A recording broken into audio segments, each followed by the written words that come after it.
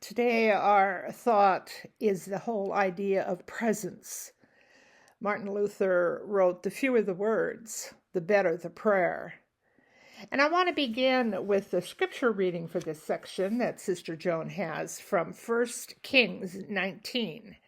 It reminds us of Psalm 46, which says, "Be still and know that I am God." She writes, "Give me the grace to be quiet and to listen for your voice in my heart."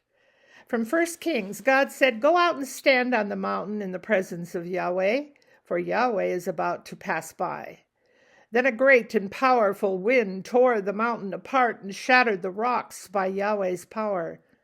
But Yahweh was not in the whirlwind.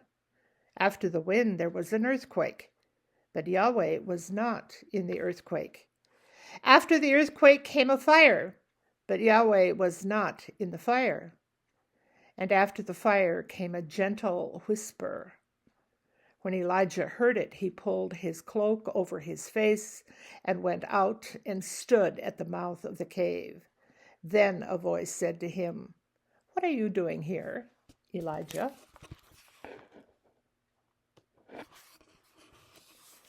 Of all the attitudes that we bring to prayer, presence is one of the simplest and one of the most difficult.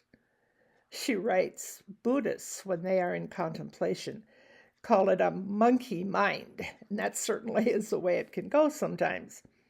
We call it the need to resist distractions. Whatever we call it, the effects are the same. We begin to feel far away, even alienated from the God who seems so far away from us. However much time we put into saying our prayers and going to church, God remains more an idea than a reality. We do not expect to find God here. But where else would God be if not here? God, Scripture says, as I just read, is not in the whirlwind or the earthquake and the fire. God is in the still, small voice which is within.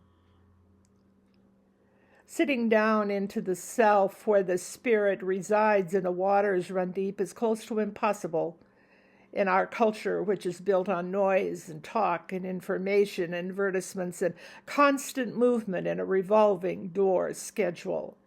Silence and space and solitude are light years away from the raging list of unending activities we carry always in our heads.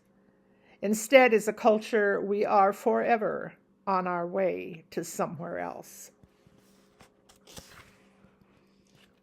It is in the voice of God within that brings calm and direction.